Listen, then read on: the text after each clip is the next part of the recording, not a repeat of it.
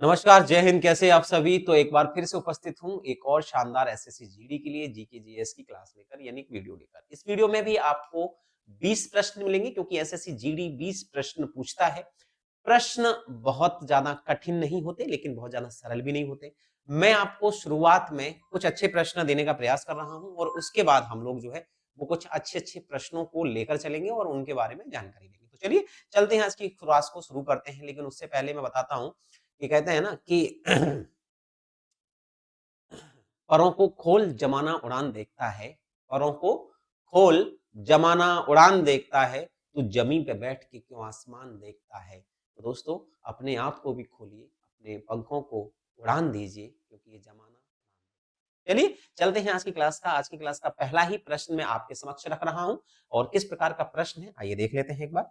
सबसे पहले जो प्रश्न है वो लिखा है हरिश्चरित्र के लेखक कौन है। हरिश्चरित्र एक रचना है जिसकी भाषा थी संस्कृत यानी ये संस्कृत भाषा में लिखा गया था। याद रखना ये संस्कृत भाषा में लिखा गया था और इसके लेखक थे ये रही वो प्रश्न। इसके लेखक हैं बाण भट्ट जी। ये वही बाण भट्ट जी हैं जो कि हर्षवर्धन के हर्षवर्धन के राज दरबारी दरबारी कभी भी रहे ये ध्यान रखना। ये हर्षवर्धन याद रखना वही है वर्धन साम्राज्य के इन्हीं के राज दरबारी कवि कौन रहे थे बाणभट्ट थे और इन्होंने ही रचना लिखी हर्षचरित। तो यहाँ पर क्या हो जाएगा हर्षचरित की रचना किसने लिखी है बाणभट्ट ने। तो विकल्प लगाना ये वाला। पहली चीज तो ये हो गया। अब बाणभट्ट की एक और प्रसिद्ध कृति है ध्यान रखना उसके बारे में भी कभी प्रश्न आ जाए तो इनके द्वारा एक उपन्यास लिखा गया था जिसका नाम था कादम्बरी। ठीक है ये विश्व का प्रथम उपन्यास माना जाता है इतना इंपोर्टेंट था। ध्यान रखना ये भी संस्कृत में है। तो कादम्बरी किसके द्वारा लिखा गया इन्हीं के द्वारा। इनके द्वारा एक और रचना लिखी गई थी देविका चंडी। देविका चंडी ध्यान रखना ये रचना भी किसकी है ध्यान रखना तो ये भी बाण भट्ट जी की है ध्यान रखना। तो बाण भट्ट जी ठीक है तो ध्यान रखना। ठीक है तो इस प्रकार के अगर प्रश्न मिलते हैं इस प्रकार की पुस्तकें मिलती हैं जैसे कामसूत्र पुस्तक के लेखक कौन है अगर कभी प्रश्न आ जाए कामसूत्र के लेखक कौन है। कामसूत्र पुस्तक बहुत फेमस है वात्सायन है।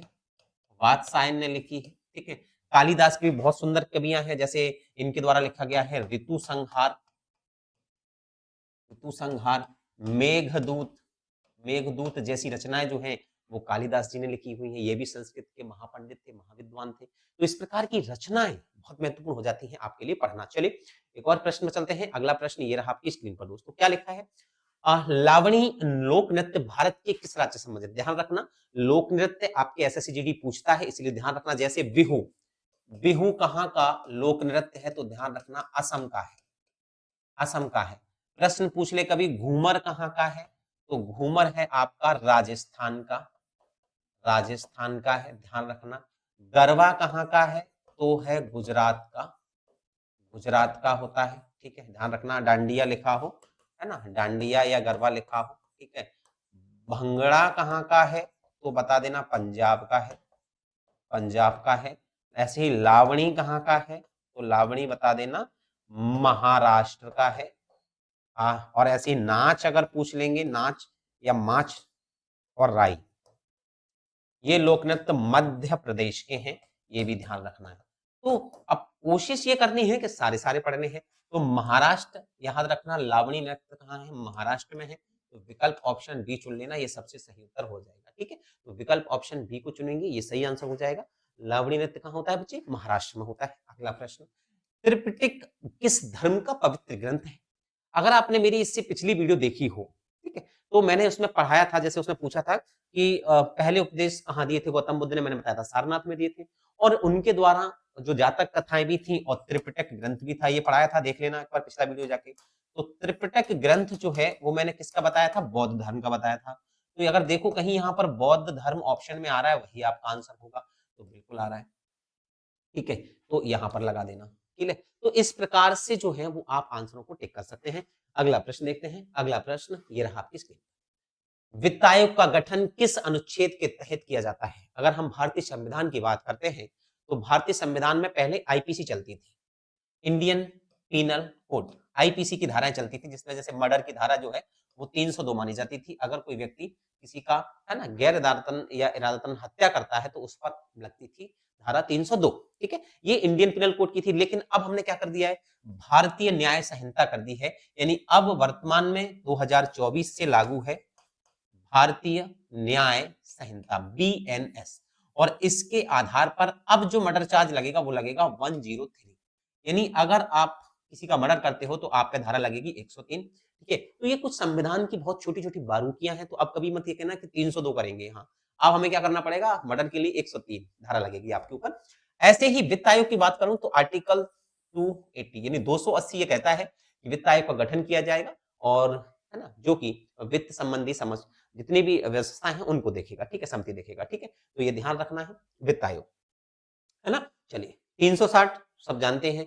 360 अगर नहीं जानते हो तो ध्यान रखना, ये भी संबंधित किससे, जैसे मैं आपको बता दूं कुछ चीजें, जैसे इमरजेंसी लगती है ना, ऐसी वित्तीय आपातकाल लगता है, तो उसके लिए ध्यान रखना है ना। अगर कहीं लिखा हुआ है कि भाई 352 लिखा है, 356 लिखा है, 356 लिखा है, ठीक है, और 368 लिखा है, तो ये कुछ इंपोर्टेंट है। जैसे 368 क्या है, 368 आर्टिकल 368 कहता है कि भैया संविधान में हम क्या कर सकते हैं, संशोधन कर सकते हैं समय पर, अगर ऐसी कोई व्यवस्था है उसको कर सकते हैं।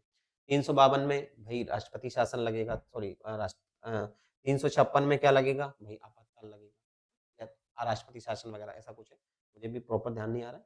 तो ऐसी प्रक्रियाएं हैं जो पूरी की पूरी दी हुई है, तो याद रखना। 60 में वित्तीय आपातकाल, लेकिन 280 में क्या है, वित्तीय आयोग का गठन है, ये बात लिखा हुआ है, प्रॉपर समझ लें अच्छे से।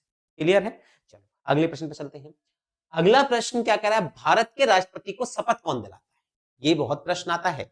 एक तो भारत के राष्ट्रपति की जो चुनाव प्रणाली है, चुनाव प्रणाली है, ये बहुत शानदार है।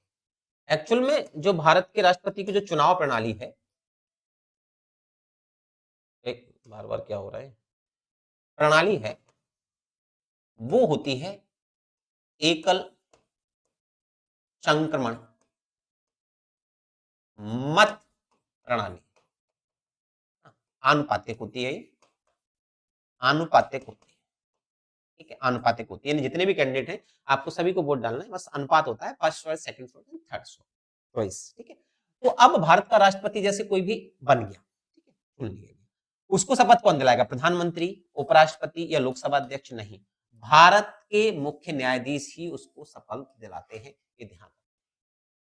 ठीक है, और लोकसभा अध्यक्ष की बात करूं, किसको शपथ कौन दिलाता, तो ध्यान रखना, ये सदस्य के रूप में शपथ लेता है, ये सदस्य के रूप में शपथ ग्रहण लेता है, शपथ लेता है, ध्यान रखना, जो कि कौन होगा, एक एमपी होगा, यानी मेंबर ऑफ पार्लियामेंट होगा, ध्यान रखना।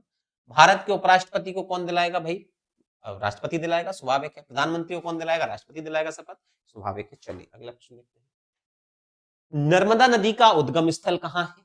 नर्मदा नदी जिसको हम सब जानते हैं, और ये जो है मध्य प्रदेश के अंदर बहती है, और ये भारत की दूसरी सबसे बड़ी नदियों में आती है, और लेकिन अच्छी नदियों में आती है, पवित्र नदियों में आती है। तो नर्मदा नदी का उद्गम स्थल कहाँ होगा? सबसे पहले तो ये मध्य प्रदेश में सबसे ज्यादा बहती है, मध्य प्रदेश में। इसका उद्गम स्थल है अमरकंटक, जो कि पड़ता है अनूपपुर, अनूपपुर शहडोल के पास पड़ता है, और ये छत्तीसगढ़ के भी पास, छत्तीसगढ़ बॉर्डर पे ही है ये स्टेट, उधर से निकलती है, अनूपपुर से निकलती है अमरकंटक। ठीक है, और मतलब काफी बहती हुई, और ये सीधे चली जाती है खंबात की खाड़ी में गिर जाती है, और हाँ, ये उल्टी बहती है, यानी ध्यान रखना, ये नदी जो है वो पूरब से पश्चिम की ओर बहती है, पश्चिम की ओर बहती है, ओर बहती है, ध्यान रखना। ठीक है, मुल्ताई से नहीं। अगला प्रश्न है, काजीरंगा राष्ट्रीय उद्यान किस राज्य में स्थित है? ये भी बहुत अच्छा प्रश्न है। राष्ट्रीय उद्यान बहुत आते हैं, जैसे मान के चलो आपसे कोई पूछ ले कि बांधवगढ़, बांधवगढ़ राष्ट्रीय उद्यान कहाँ है? नेशनल पार्क बोलते हैं, राष्ट्रीय उद्यान, ठीक है, एनपी, इनको क्या बोलते हैं, राष्ट्रीय को नेशनल और पी को पार्क। एनपी कहाँ है? तो ध्यान रखना, ये कहाँ है, उमरिया डिस्ट्रिक्ट में पड़ता है, उमरिया, और ये कहाँ पड़ती है उमरिया? मध्य प्रदेश। ठीक है, इस प्रकार से आता है। अगर यहीं पर लिखा होगा, मान के चलो काजीरंगा लिखा है, असम में पड़ता है, ये कहाँ पड़ता है, असम में पड़ता है, ध्यान रखना। ऐसे बहुत से राष्ट्रीय उद्यान हैं, जैसे जिम कॉर्बेट, अगर लिखा होता कि जिम कॉर्बेट एनपी कहाँ है, तो ध्यान रखना ये भारत का पहला जिम कॉर्बेट एनपी है और ये है उत्तराखंड में है। तो इस प्रकार से आपको बहुत सारे राष्ट्रीय उद्यान देखने को मिलेंगे। आपसे कोई कहे कि गिर नेशनल पार्क कहाँ है, गिर एनपी कहाँ है, गिर नेशनल पार्क कहाँ है, तो गुजरात में है। कहाँ है दोस्त? गुजरात में है। ठीक है, भीतरकनिका कहाँ है? उड़ीसा में है। हाँ, मध्य प्रदेश राजस्थान में एक ही है, राजा जी national park. Sorry, Uttar Pradesh में राजा जी नेशनल पार्क, याद रखना। उत्तर प्रदेश में एक ही है और नई बन गई हो तो अभी पता नहीं, लेकिन एक ही नेशनल पार्क था, राजा जी नेशनल पार्क। तो असम लगा देना, ये भी सही हो जाएगा। अगला प्रश्न, मनुष्य के शरीर की सबसे लंबी हड्डी कौन सी है? देखो विज्ञान से भी प्रश्न आ सकते हैं। अगर मनुष्य के शरीर की कुल हड्डियों की संख्या पूछेंगे तो कुल हड्डी तो है आपकी 206, और अगर कुल मांसपेशियों की संख्या पूछेंगे तो वो लगभग 600, शायद 35 हो, या एक बार कंफर्म कर लेना, मुझे एकदम से ध्यान नहीं आ रहा है 635 है या फिर ऐसा ही कोई डाटा है। ठीक है, थोड़ा बहुत आगे पीछे होगा, 600 प्लस ही। अब अगर पूछे कि मनुष्य के शरीर की छोटी हड्डी कौन सी है, तो सबसे छोटी है स्टेप्स, सबसे छोटी है स्टेप, और सबसे बड़ी है फीमर, सबसे बड़ी है फीमर। तो यहां पर जो विकल्प होगा वो होगा ऑप्शन बी, ये ध्यान रख लेना। ठीक है, ऑप्शन बी होगा। चलिए अगले प्रश्न की ओर बढ़ते हैं। विटामिन सी की कमी से कौन सा रोग होता है? तो अगर आपने मेरा पहला वीडियो देखा होगा, है ना, अगर आपने मेरा पहला वीडियो देखा है, अगर नहीं देखा तो आप देख लीजिएगा जाके एक बार, उसमें मैंने सारी विटामिन पढ़ाई थी, क्योंकि कभी भी आ सकता है। जैसे विटामिन बी यानी थायमिन, ये थायमिन की कमी से होता है। ठीक है, स्कर भी मैंने बताया था सी की कमी से होता है, यही आंसर हो जाएगा। रिकेट्स जो है वो डी की कमी से होता है, रतौंधी भी पढ़ाया था, ए की कमी से होता है। तो कभी भी प्रश्न आते हैं तो हम झट से इनको लगा सकते हैं, इसीलिए इसका जो विकल्प है वो होगा ऑप्शन। ठीक है, तो इस प्रकार से प्रश्न बन जाते हैं। अगला प्रश्न देख लो एक बार। एशियाई खेल 2026 एशियंस गेम्स की मेजबानी कौन सा देश करेगा? तो 2026 में इसकी मेजबानी कर रहा है जापान, ध्यान रखना। यानी एशियाई गेम 2026 कहाँ होंगे? जापान में होंगे। ये भी प्रश्न है, करंट अफेयर्स का प्रश्न है, इसको भी याद कर लेना। राष्ट्रीय मतदाता दिवस कब मनाया जाता है? अभी अभी निकला है। अगर मैं बात करूं 2-4 दिन पहले, तो अभी अभी निकला है। राष्ट्रीय मतदाता दिवस कब मनाते हैं? ध्यान रखना, 25 जनवरी को मनाते हैं। 26 जनवरी को क्या मनाते हैं? गणतंत्र मनाते हैं, दिवस मनाते हैं। ठीक है, इस दिन क्या मनाते हैं? एक तो महात्मा गांधी की जयंती है ना, और अहिंसा दिवस, ऐसा कुछ। ठीक है, और 15 अगस्त को स्वतंत्रता दिवस मनाते हैं। तो यहाँ पर क्या हो जाएगा? मतदाता दिवस कब मनाते हैं बच्चे? 25 जनवरी को मनाया जाता है, ये भी ध्यान रखना है। अगला प्रश्न देख लो एक बार। Reserve Bank of India RBI की स्थापना कब हुई थी? तो इसका एक बेसिक अगर आप फंडा समझेंगे तो इंडियन मतलब एक भारत शासन अधिनियम 1935 के तहत इसकी स्थापना हुई थी। ठीक है, ध्यान रखना। तो कब हुई थी इसकी स्थापना? 1935 में हुई थी, ध्यान रखना। ठीक है, और वहीं इंपीरियल बैंक कब बना था? इंपीरियल बैंक बना था 1921। इसका राष्ट्रीयकरण करके 1949 में बना दिया गया एसबीआई, यानी स्टेट बैंक ऑफ इंडिया वो बना कब? 1949 में। तो विकल्प क्या आ जाएगा? 1935, ध्यान रखना, आरबीआई का स्थापना। अगला प्रश्न है, यूनेस्को का मुख्यालय कहाँ स्थित है? देखिए, इंटरनेशनल मुख्यालयों से बहुत सारे प्रश्न पूछे जाते हैं, इंटरनेशनल कम्युनिटी से बहुत सारे प्रश्न पूछे जाते हैं। जैसे आपसे अगर पूछा जाएगा डब्ल्यूएचओ का हेड ऑफिस कहाँ है, ठीक है, वो पूछ सकते हैं, जिनेवा है। ठीक है, अगर आपसे पूछ लेंगे जैसे कि संयुक्त राष्ट्र संघ का हेड ऑफिस कहाँ है, तो न्यूयॉर्क में है, पेंटागन में है। ऐसे ही आपसे पूछ लिया कि यूनेस्को का हेड ऑफिस कहाँ है, तो याद रखना पेरिस में है। और पेरिस जो है वो ध्यान रखना आपके फ्रांस की राजधानी है, फ्रांस की जो है वो कैपिटल है, ध्यान रखना। ठीक है, अधिकतर वैसे जिनेवा में है हेड ऑफिस, लेकिन यूनेस्को क्या है? तो ध्यान रखना, United Nation Education and Science and Culture Organization है। ठीक है, ध्यान रखना। और ये जो है वो हेरिटेज जगह है, जितनी भी है कोई कलात्मक जगह है, उनको संरक्षण प्रदान करता है ना। जो हेरिटेज सूची बनाता है वो भी यूनेस्को द्वारा बनाई जाती है, ध्यान रखना। पत्तियों का हरा रंग किस कारण होता है? ये प्रश्न साइंस का है, लेकिन बहुत बार पूछा जाता है। काफी बार पूछा गया है कि जो पत्ते होते हैं उनका हराई रंग क्यों होता है? अधिकतर आपने देखा होगा वृक्ष पे जो पत्ते होते हैं उनका हरा रंग होता है। उसका कारण है क्लोरोफिल। तो क्लोरोफिल के कारण क्या होता है? पत्तियों का रंग हरा होता है, ध्यान रखना। हीमोग्लोबिन के कारण जो है वो खून का रंग जो है वो लाल होता है। लाइकोपीन टमाटर, कैरोटीन गाजर, ठीक है, इनके लिए इनमें पाया जाता है। अगला poverty and un British rule in India पुस्तक के लेखक कौन है? ये एक अच्छा प्रश्न है। पुस्तकें बहुत आती हैं, कभी-कभार आती हैं, ध्यान रखना दादा भाई नौरोजी, जिन्हें हम, है ना, ग्रैंड मैन मतलब grand old man of India कहा जाता है इनको, दादा भाई नौरोजी को, ठीक है। इन्होंने ही सबसे पहले भारत में प्रति व्यक्ति आय के लिए एक आंकड़ा जारी किया था, एक आंकड़ा जारी किया था, और इसी के लिए उन्होंने एक पुस्तक लिखी थी, poverty and un British rule in India, ठीक है। तो दादा भाई नौरोजी को याद रखना है अच्छे से। अगला प्रश्न है, क्षेत्रफल के अनुसार विश्व का सबसे बड़ा महाद्वीप कौन सा है? अगर आप इस मानचित्र को देख पा रहे हो तो इस मानचित्र में आप देखोगे कि ये कौन सा है, तो याद रखना अंटार्कटिका है। अंटार्कटिका, अंटार्कटिका, ये वाला हो गया, ठीक है। ये वाला अगर आप देख पा रहे हो तो ये है ऑस्ट्रेलिया, ऑस्ट्रेलिया है। ये वाला अगर आप देख पा रहे हो तो ये है एशिया। और दोस्तों यही सबसे बड़ा महाद्वीप है, सबसे बड़ा। और सबसे छोटा कौन सा है, तो ध्यान रखना सबसे छोटा है ऑस्ट्रेलिया, ठीक है। ये वाला जो पार्ट है ये है यूरोप, ये वाला जो पार्ट है ये है अफ्रीका, ये वाला जो पार्ट है वो है दक्षिण अमेरिका,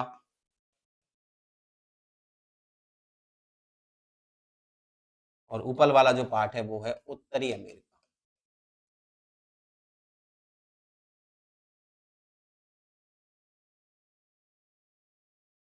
तो अगर आप देखोगे, और ये जो पार्ट दिख रहा है आपको, इस पर विवाद चल रहा है अभी इसके और इसके बीच में, और इस स्थान को बोलते हैं, इस स्थान को बोलते हैं ग्रीनलैंड, इस स्थान को बोलते हैं ग्रीनलैंड, है ना। इस पर कब्जा किसका है? डेनमार्क का है। लेकिन अब भाई डोनाल्ड जो ट्रंप है, वो ट्रंप जो है वो चाहता है कि ये ग्रीनलैंड उसके पास आ जाए, ठीक है। हाँ, चलिए, तो यहाँ पर आप देखोगे तो सबसे बड़ा जो महाद्वीप है वो हमें कौन सा दिखाई दे रहा है, तो एशिया। तो विकल्प क्या लगाओगे? Option B is the right answer. Clear है यहाँ तक सभी को? ठीक है, तो जानकारी जो है वो शानदार तरीके से अगर आपको मिलती है तो आपको नॉलेज तो होगा ही, लेकिन साथ में आप अपने एग्जाम में भी इंप्रूवमेंट कर सकते हैं। एक और प्रश्न है, मर्डेका कप, मर्डेका कप जो है का संबंध किस खेल से है? क्रिकेट से है, फुटबॉल से, हॉकी से, बैडमिंटन से है? तो ध्यान रखना जो मर्डेका कप है वो फुटबॉल से संबंधित है। और भारत के बहुत सारे ऐसे, जैसे इसके लिए बहुत बड़े-बड़े फीफा जैसे होता है, तो फीफा तो बहुत बड़ा आयोजन है, तो वो तो आप सब जानते ही होंगे, ठीक है। लेकिन भारत के अंदर अगर आप बोलें कि फुटबॉल से लेके कौन-कौन से ऐसे कप हैं, तो ध्यान रखना डूरंड कप फुटबॉल से है, संतोष ट्रॉफी फुटबॉल से है, इंडियन सुपर लीग भी होती है फुटबॉल के लिए, सुब्रतो कप भी फुटबॉल से है, रोवर्स कप और वीसी रॉय ट्रॉफी भी फुटबॉल से ही संबंधित है, साथ में कलिंगा ट्रॉफी भी। अगला प्रश्न है 18वां, बूलर